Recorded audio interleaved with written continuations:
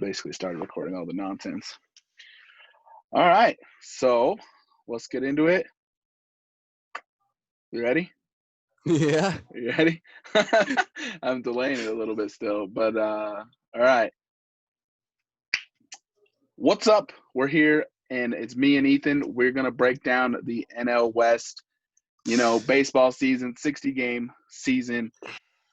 Kind of craziness going on right now. Already, a quarter of the way through the season. Just and about. Everybody is bunched up in the NL West, and I feel like it's only going to get even tighter as the season goes on. As you look at it right now, Colorado just got, absolutely blown out today by Arizona. Shellacked. Some shellacking. Still in first, though, at 12-6. LA and San Diego sitting at 11-7. 11-7, they play each other today. Probably not today by the time everybody's seeing this, but then you got Arizona and San Francisco obviously rounding out the bottom. That's where everybody expected them to be. They are building up. I recall you telling me the Rockies would be at the bottom back in the day. I mean, I'm always going to say the Rockies are going to be at the bottom. That's where they belong.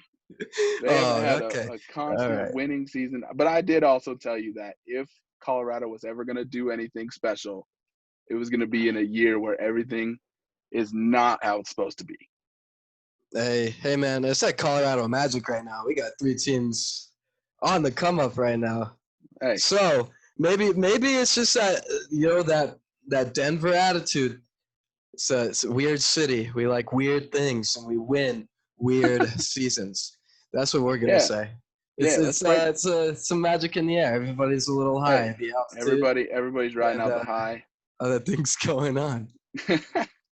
Let's break down the Rockies, though. So okay. I actually haven't paid too much attention to what they've been doing. Like, I know I saw the stat that Blackmon today was hitting 500. Did he? I don't even know if he played in the game today. Let's see what he's. No, he played today. The box score for him. He went over. But you're doing pretty good when you go over and you're hitting 472. Yeah. On August 12th. Here's one thing. That if you had said this to me on New Year's, I would have thought you were on crack or something even worse. Charlie Blackmon has more hits than all of the Cardinals on August 12th. That's absolutely absurd. I mean, obviously they haven't played since, they all hit the casino and decided they wanted to put their season in jeopardy, but still, to be batting 474 and you're 18 games into the season? Mm-hmm. That's absolutely just absurd. I think I was watching today, Nolan hit 2 home runs. He looks like he's hitting his stride. That's what. All it takes is an off day for him. Yeah. I think they're saying it on the broadcast or something, but the day after that he sat because he's slumping, he hits over 400 or 500. Yeah. With like a 1,000 OPS. I mean, he said in an interview yesterday, they're like, "What's going on, Nolan? Like, so you weren't raking, but now all of a sudden you are." And he's like, "I hate sitting. I just hate sitting." Yeah. He's up to 272. I mean, Garrett Hampson is actually coming in as a bit of surprise, and he may be taking David Dahl's spot. I did say wouldn't be surprised. I saw him in the lineup. Was it Dahl today in the lineup in the outfield? It was Dahl, Hilliard, and Tapia. Mm-hmm. And that lineup. Raymel came in. Oh, yeah, you're right. Who was he started? I think Charlie came in late. Yeah, Blackmon was DHing. Oh, he's DHing. Yeah. So, I mean, David Dahl has just come out of the gates real lethargic, real slow. He's only hitting 203, but Garrett Hampson already has a homer. He went 4 for 6 today. He reinvented his swing over the offseason, and he may be just pushing David Dahl out. Might take over left field, or might just be sending Chuck to the DH spot for a while. And that's fine with me. You got almost 500, guy almost hitting 500. I don't mind if he's in the DH spot, and Garrett Hampson is faster and better at defense. And you got to look at it too, like any day Charlie can get off his legs and keep him fresh, just going to make you hit even better. Yep. And that's what they were preaching too with Matt Kemp, surprisingly, that he's getting older. He doesn't have to play the field if he's just going to DH. And fits in perfectly. He rakes at Coors. Yeah. I mean, it feels weird when all of a sudden I'm cheering for Matt Kemp at Coors, because for as long as he was with the Dodgers and every time he came to Coors, I hated every second of it because, I mean, the dude he sees the ball like a watermelon when he's playing at Coors Field. Yeah, and then you got to look into what the Rockies pitchers are doing. Like, they're still they had their down year last year. Yep. And then it seems like they're all coming back. Freeland must have done something in the offseason because he was absolutely awful last year. Everybody just figured him out.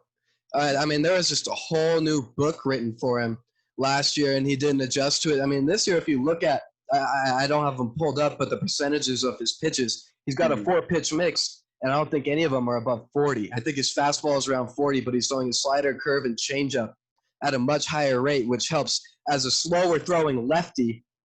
It helps him to control the game and keep batters on their toes a little bit more. And I see a lot of a Chris Sale wind-up and delivery from him. And I mean, I think it's beautiful. There's a lot of potential there. He doesn't have a high strikeout rate, but he leads the majors in forced double plays, and that's what you need when you're pitching at Coors Field. Yeah, you got to be able to get the ball on the ground because Coors, if the ball gets up in a jet stream, it's just going to take off. And that is one thing that the Rockies bullpen has absolutely been the worst of, especially Wade Davis. Do not bring up Wade Davis to me. I've been saying this for a long time. Well, with Scott Oberg, how heartbreaking was Scott Oberg. Right. Blood clots in his throwing arm, got to get surgery. He's out for the season.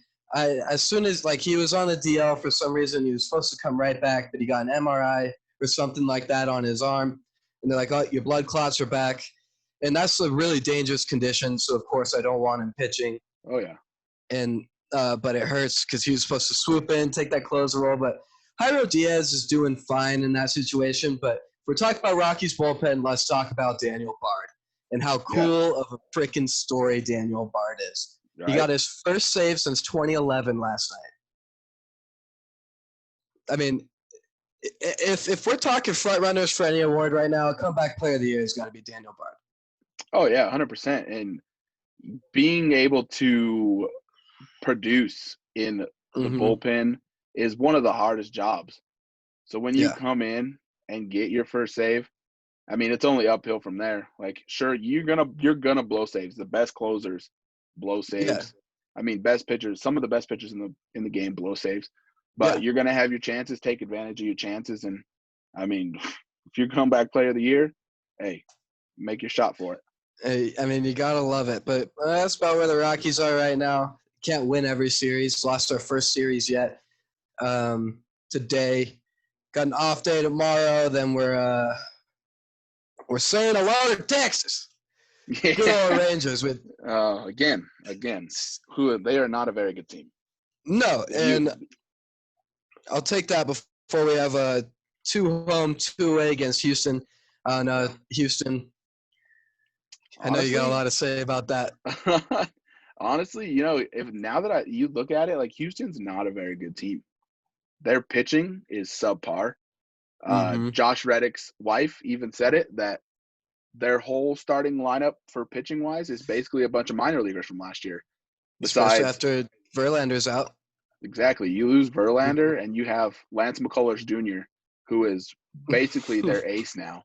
And he is – I don't even know who that is. Exactly. But then you look at, their hitters. Altuve's hitting, I think 184. I saw on Twitter today that Charlie could go 0 for his next 170 and still have a better average than Altuve, who was sat today. Yeah, he was sat because he can't hit a ball because he doesn't know what's coming. And it's just it's sad to see all these teams, scared to put their foot forward and talk about the Astros because nobody wants to get in trouble with Manfred because Manfred's the guy that is protecting the Astros. Hong Kong Manfred, it's just ridiculous that teams are scared because they're being protected so much because they didn't get what they deserved. Who would have thought that in the span of what was the Super Bowl? February? Yeah. February to now, that Rob Manfred would replace Roger Goodell as the most hated commissioner in all of sports. I have no idea. Now that I look at it, I'm like, wow, Roger Goodell's not even that bad. You look at Rob Manfred, and he is just the absolute worst. At least he suspended Brady. He may have still kissed him on the lips afterward, but he still suspended him. Right. All right. So let's go into why do we think that the Diamondbacks, even though they show specks of being good, but I think it's their pitching. They don't have they don't have the pitchers. They're booty. They're literally I think the team that's going to be having the most pitching switches during a game. Mm-hmm. Oh yeah, I mean, we saw that during this last series with the Rockies. I mean, but what happened? Like Shane Ray was not a bad Shane Ray, Luke Weaver. They were decent mid-tier pitchers last year. Yeah. And Weaver came into today's game with a 15+ ERA and gave up 4 runs. What's his ERA right now? His ERA, Luke Weaver, is at 11.85. That went down, and he gave up 4 runs. Yeah. In 3 and a third. Yeah, and then you look at Arizona, who traded for Madison Bumgarner, or they signed him for some reason. He has been absolutely atrocious. He's got to break his arm before the season, apparently, to be any good. Yeah, exactly. He's got to go get in a dirt bike accident and come back, and then he'll be perfectly fine to pitch. Someone put that man on a 4-wheeler real quick. And then, it's like you got Bumgarner, Weaver, Ray, Gallen, Kelly. Mm-hmm. And those are – you've heard of Bumgarner. Yep. But the rest of them are guys that they were mid-tier pitchers, or some of them are coming off. Merrill Kelly was a young guy last year who came out of summer camp pitching really well, so they decided to sign him and put him on the roster. He just has trouble commanding his fastball. And then you look at their bullpen, and man, it just doesn't get any better. I don't see Arizona being any type of contender this year. And then if they go and get pitchers, maybe in a couple years, because they have good position players. Like they have Ketel Marte, Starling Marte. The Martes killed us this week. And then you look at Nick Ahmed, who was hitting under 100 last time I saw. I mean, Christian Walker is kind of a surprise for me. Yeah. I mean, David Peralta's been in the league for a long time. Yeah. But Christian Walker hit a blast today, and he's hitting .313, and he's not really a guy that was on the radar. He's one of those. He's a streaky guy because he did that same thing against the Dodgers. He literally came up. The Dodgers intentionally walked Peralta to get to Walker, and he hit a bases clearing triple, and that was that. Do the D-backs still have Archie Bradley? They do. They do. I hate Archie Bradley. I hate him. He's not a good closer. I don't know why he's in the closer role. He also hit that triple on us in 2017. I do remember that. That was turns out they were cheating, but it's not my business. And then you look at Matt Kemp against Archie Bradley has a lot of success. So if you ever see Archie Bradley for the Diamondbacks late in the 9th, Matt Kemp's your guy to call on because he had 2 back-to-back walk-offs against him while he was with the Dodgers last year. And that was Nolan and Chuck see him well too. They always have. Yeah. And then looking at San Francisco. San Francisco is a young team. They are the team. They are made up of a bunch of misfits. On opening day, they had one guy on the roster that was on the opening day roster from last year. and that's Brandon Crawford. And I absolutely feel bad for him because he is playing out there. So he's the best player on the field, and it's not showing any. Hunter Pence is back. Oh God! I hate Hunter Pence. He's got the ugliest swing in baseball. Dude. I don't know. Out of anybody in the sports world, you can ask my family. The whole ever since Hunter Pence got into the league, he has been my most irrationally hated player in the whole league. I just cannot stand Hunter Pence. I can't stand watching his swing. And it's the worst thing I've ever seen. I don't know how he made it. Like, what made him think that was a good idea? Like, obviously, he had a little bit of success with it when they were playing good and had good rotation and whatnot. But now he's out there losing fly balls and lights and losing no hitters for Johnny Cueto. Yeah, you're telling me that this dude went through prep ball, high school. He went to Texas Arlington and then was drafted by the Astros in 2004, went through the whole farm system, and nobody even thought for a second to maybe change his swing. Nope. They thought that looks good. Unorthodox. You got to fire your whole player development. Your whole every head of player development on all of those levels has got to go. But he's only hitting 108 this year. Yeah, you love to see it. And but then when we were playing San Francisco last week, and I was looking at the lineup, I was like, "Who the hell are all these guys?" But this dude, freaking Donovan Solano. Donovan Solano, he's hitting 458. Yeah. And then you look at Mike Yastrzemski. He leads the league in extra base hits. It doesn't make sense. That don't make no sense.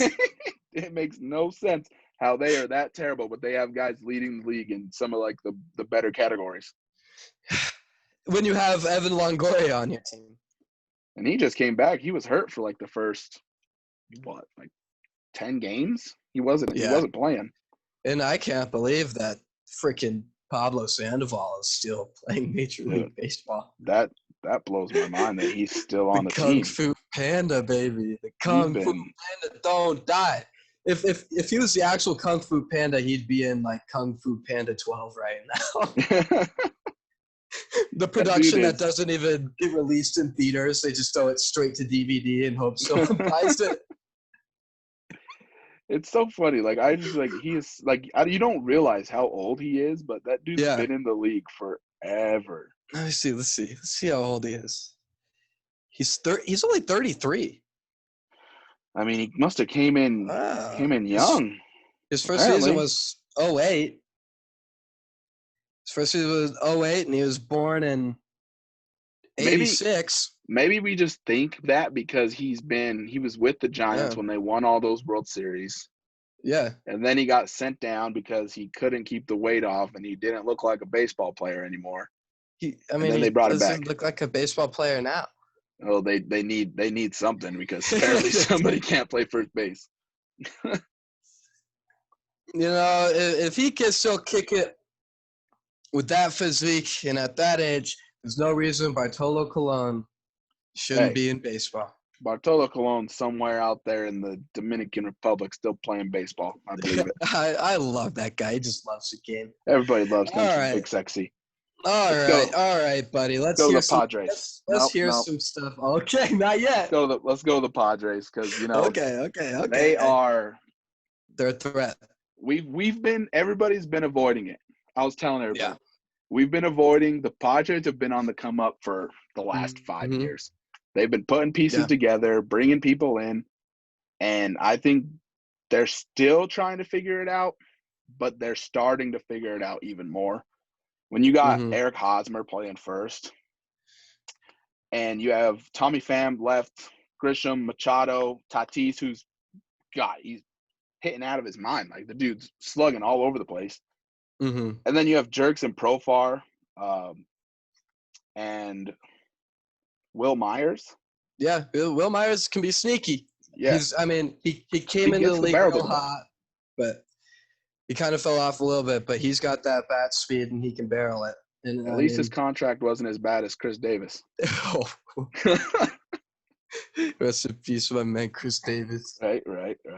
But like you look at like their pitchers, like they're still these no-name guys that people don't even know who they are, but they're out there proving that, hey, we can hang with the big dogs. I'm pretty sure. Yeah. I think they've taken three games from the Dodgers just based off pitching. Like their pitchers are just shutting them down. They can't get hits. No. So I hate to admit it, but I think that the Padres, Rockies, and Dodgers are going to be fighting for 1, 2, 3 all year. Oh yeah, but at least neither of our teams have poop and pea colors. Oh my God, that's they're the why'd you think that was a good idea? I've ever seen. Oh, like Lordy. Gray, blue, and yellow were fine. Why'd you have to go brown?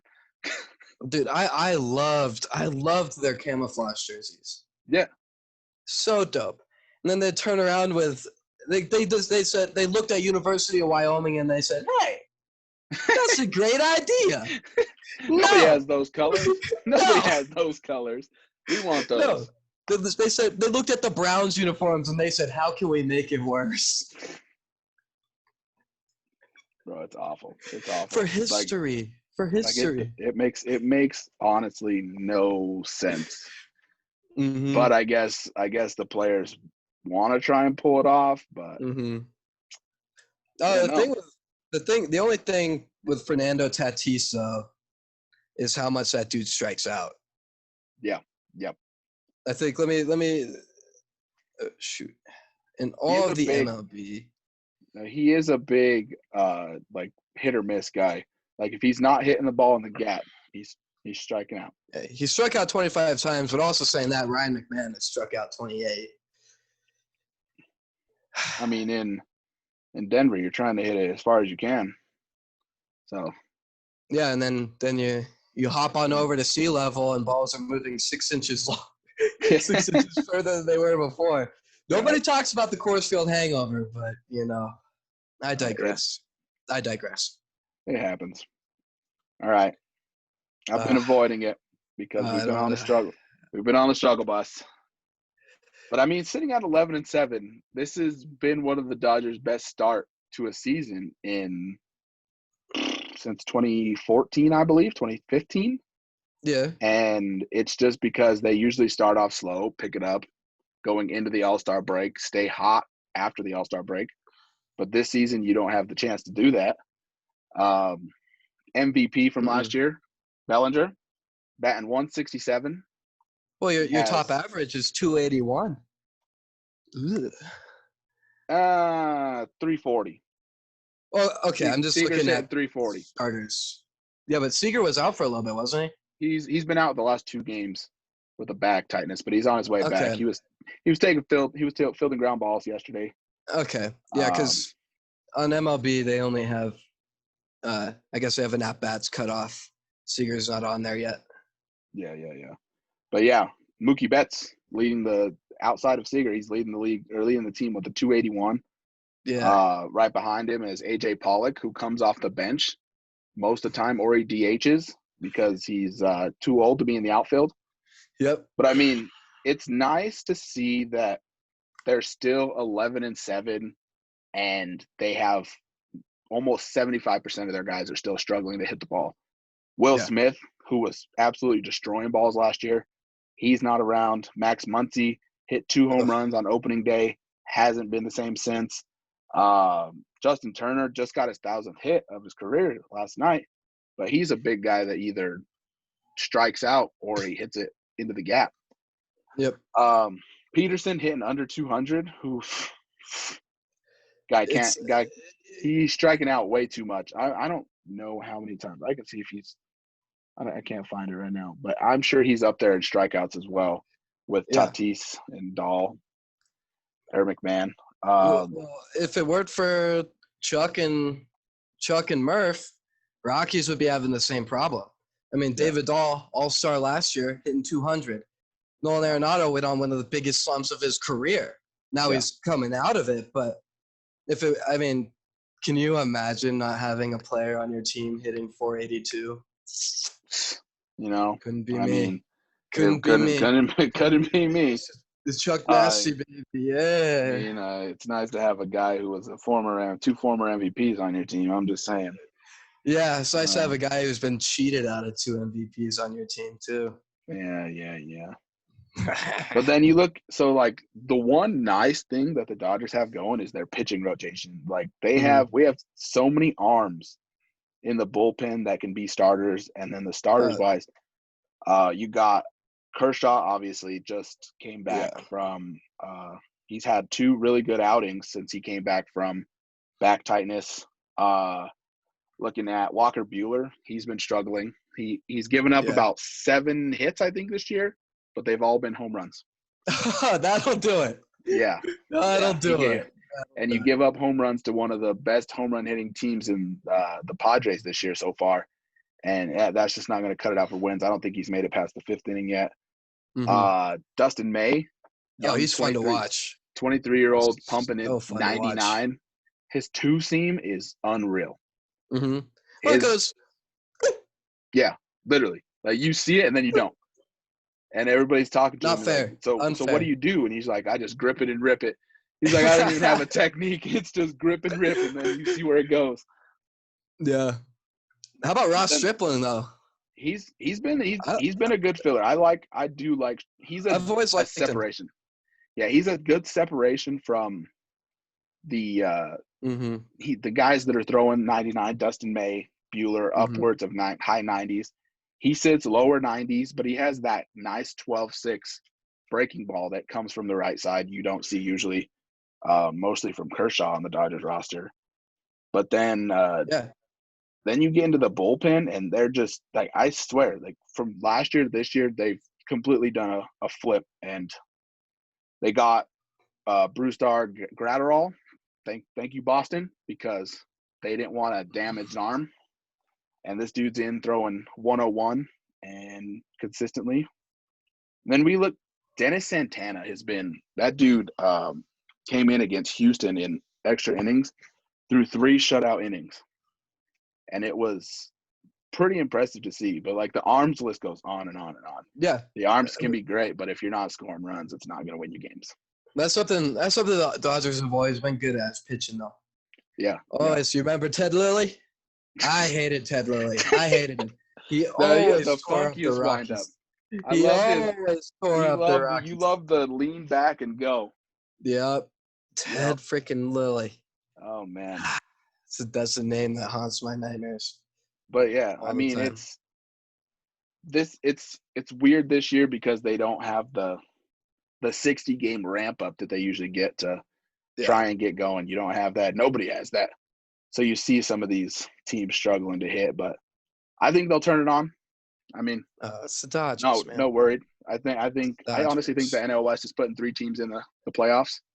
That would be dope, because everybody's always talking that smack about the NL West, baby. Right? Oh, the Cupcake West. That's what they say. I know. Cupcake. Well, I mean, it's Cupcake division.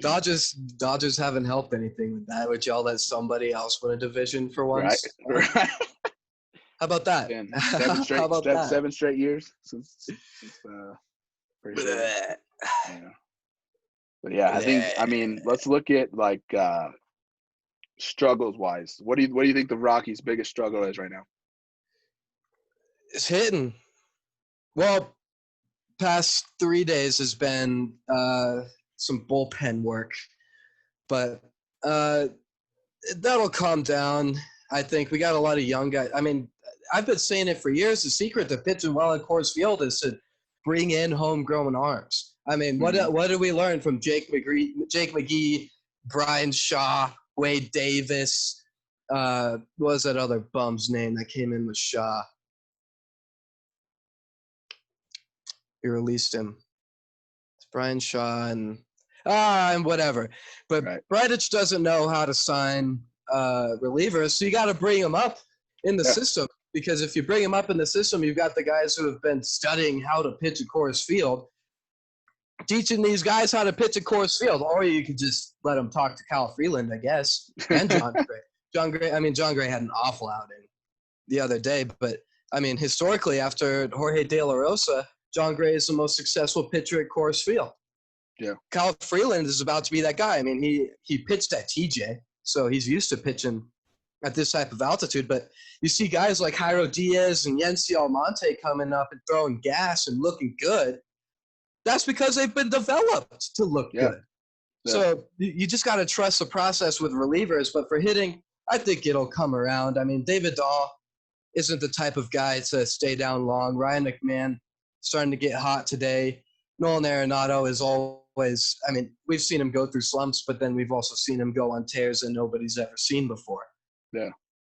I mean, and then who would have thought at the beginning of the year it'd be Chuck and Murph are the guys who need help making some offensive production. Right, especially after Murphy's year last year. It looked like he was done. It's a lot easier to hit when you don't have a broken hand. That is true. Yeah, but so, that's about where it is. How about you? I mean, it's about the same for the Dodgers. Pretty much hitting. That's what it's going to come down to. I think Bellinger. I think once Bellinger gets going, that sets the tone for. You think you have to run through a gauntlet when you got Peterson leading off, and then you have Betts right after him. You can't get around Betts, then you got Turner right after him.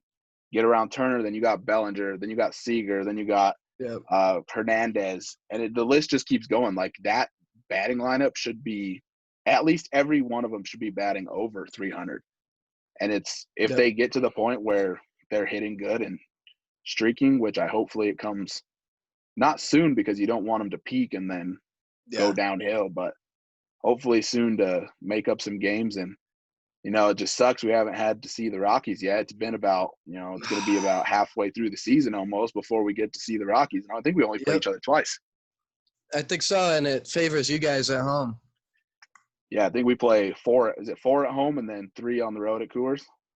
Let's take a look here. Yeah, you see us actually next week on the 21st. Yep. 21st to the 23rd will be in LA. Mm-hmm.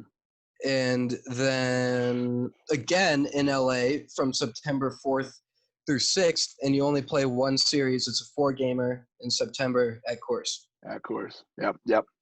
I knew it was something like that. There's some bias in that scheduling right there. Just a little bit. They don't want to play at Coors. Nobody wants to play at Coors. Oh, I love playing at Coors. I love going to Coors. Coors Field is the best place ever. And honestly, it is. It's one of the – like I've been to about 10, 11 stadiums, and Coors is honestly the nicest stadium. One is because it's so symmetrical. That's the one thing I love about Coors is how symmetrical it is and like seating all the way around except for in center field where the bullpens are. Mm-hmm. But anywhere you sit, you can see the game. Exactly. I want to see the new renovated Dodger Stadium because when I was there, God, it was awful.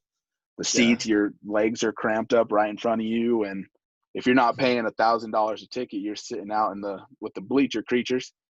Yeah. And, but yeah, I mean, I think out of the NL West, I think it goes Rockies, Padres, Diamondbacks, Dodgers, Giants.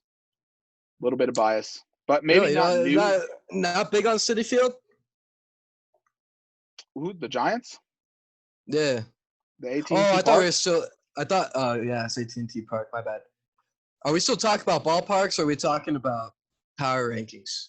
I was talking about ballparks. Okay, cool. I got real confused.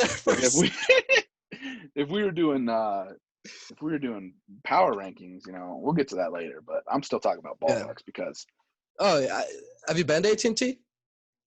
No, never will. I don't know why I called it Citi Field. That's not the old Mets stadium. Yeah, I think so. Is it still the Mets? Do the Mets still play there? I think so. I promise I watch baseball. Nobody cares. I know Mets, they're terrible about baseball. The Mets probably have the worst bullpen in all of baseball. I mean, I haven't thought about the Mets in years. I think about the Mets when I think about Noah Syndergaard and exactly. And Syndergaard not playing this year. Yeah. But DeGrom will go 7 strong and have a 5-0 lead, and then the bullpen will blow it. I mean, if you're a proponent for eliminating the win stat, it's for Jacob deGrom. Right. Because that He's been dude's good. just poor guy. He should have 30 more wins than he does. Yeah. But now we're talking. Let's go to power rankings. Like obviously the MLB ones that came out. Mm-hmm. They have the Dodgers number 1. They left the Rockies out the top 5, but they have the best record in the league. Yeah, I know. I think they're just thinking that they're being carried, or that they haven't played anybody good yet. I mean, the A's won 97 last year. That's the best team that you guys have played. You got to talk. San Diego. You've played Texas. You've played Seattle. You've played, obviously, the Diamondbacks in Arizona. The Padres are the Padres. We still don't know where they stand. But yeah, like you guys haven't played anybody good. You haven't. I mean, speaking on the Dodgers, they haven't played really anybody good yet, but still. Yeah. Well, I mean, next week is Houston, LA. So that'll be. I mean, that week's going to be tough. It will be. Start Houston Monday. If you can get to Houston's bullpen, it's not that hard. Houston's bullpen is not very good. Josh Reddick, I hate that guy. He's not very good. I just remember in the Dodger series, the Astros four players from the Astros went 0 for 28, and that made me so happy. And obviously Joe Kelly, the whole Joe Kelly situation. Let's hear your take on it, guy. The Joe Kelly situation? Yeah. Oh, dude, I loved it. I mean, what happened? He threw a fastball behind Bregman's head. It was 3-0. He said, "Oops," just like I broke my window in this offseason. Guess what? Yeah, right behind your head. He was training. Exactly. But then, obviously, if you look at the Correa one that went over his head, it was supposed to be a curveball. It just didn't break. And if anybody's ever watched Joe Kelly, the guy doesn't have the best control in the world. Do I think he was throwing at him? Yes. Do I think you want to hit him with a curveball that's going 88 miles an hour? No. He deserves a fastball right to the ribs. Yeah, I mean, and I have a hard time believing that any pitcher is going to intentionally hit another player in the head. Like, that's just a step too far. Nobody's trying to kill anybody. No, yeah. But when you leave the players to police themselves, people gonna get hit. Exactly. Especially Bregman when he says he loves the way the game of baseball polices itself. Oh, yeah. He said that. I remember that last year. Yep. But I was cheating the past 3 years. Right. But I've been cheating the last 3 years. And nothing should happen to me. I'm quirky. I'm different. All right. I've been cheating for 3 years, and I don't deserve to get hit. I don't deserve to be policed. I just deserve to cuddle up with Rob Manfred and be happy. Dude, I'm grateful right now to see that they are under 500. Yeah. I hope that they don't make the playoffs because I think the A's are going to run the AL West, just jumping over since everybody's playing each other. The AL West is going to be run through the A's because that team is. They're good. They're one of the better teams in the AL. And guess who swept them? Who beat them? Yeah. But and then you got to think about. You hate to see it, Mike Trout, man. He needs to get off the Angels, man. They're just not good. Their pitching is so bad. Seattle, they're still bad. Texas, Seattle. bad. Houston, bad. I feel like the AL West should be a one bid league. The A's should be the only team that comes out of there because it's ridiculous. I mean, the A's have gotten, what was it, 297 win seasons in a row? Yeah. They're solid. The only reason they've been out of first place is because they've been behind a bunch of cheaters. Mm-hmm. Who almost is guaranteed to win about 70 of their home games when they were cheating. Yeah. Which broadcaster was it that said it's a lot harder to hit them when you don't know what's coming? Oral Hershiser. It was when they were playing the Dodgers. Yep. Guessing's a lot harder than knowing. Yep, guessing's a lot harder than knowing. That should be on a shirt with Jose Altuve's season stats on him. Hopefully at the end of the year when he has absolutely atrocious stats. We can just start our own merch. Maybe that's what we should do. Yeah. That's it. Guessing's harder than knowing. Oh, man. But, all right. Let's get into, since it's the first episode. Yep. Predictions. Where do you see everybody finishing? 1 through 5 in the NL West. Rationally or irrationally? Get your bias out of it. Okay. Then I can't not say the Dodgers are going to be in first. I just, I'm going to start shivering, and I might fall over. But the Dodgers, if I'm talking true baseball mind, 2000 IQ baseball mind, the Dodgers, I mean, they've got the best chips, they've got the best cards, and they've got the best management. They're the best if we're looking at the NL West like a bunch of casinos. The Dodgers have the best casino. Their casino's been running top of the line for 7 years. There's no reason it won't again this year. Yeah, they've been struggling. It was a little dirty this week, last couple weeks, but they've got good staff. They'll clean it up. Yeah, Dodgers number one. I mean, just the way that things are going, I didn't expect this going into the season. But Rockies, I think they'll take that second playoff spot. I really do. The Padres, I feel like this is where the shortened season really helps the Padres. Yep. Because their youth will keep them healthy, and they don't have to worry about the experience at the end of the season. Yep. It might hurt them in the playoffs, but it's not going to hurt them during the marathon. It's going to help them during the sprint. I think Rockies, Padres are going to be duking it out for that second spot, and most likely whoever gets the third spot is going to be the wild card team. Yeah, 100%. And then Diamondbacks, cellar dweller Giants. Yeah, I mean, I'm pretty much going the same thing. It's going to literally depend on – I think it's going to come down to one of the last series of the year between the Padres and Rockies to see who gets second. I honestly think the Rockies are going to be the second place team just based off their previous years of the first half of the season. This is their first half of the season. They go into the All-Star break hot. They usually come in not.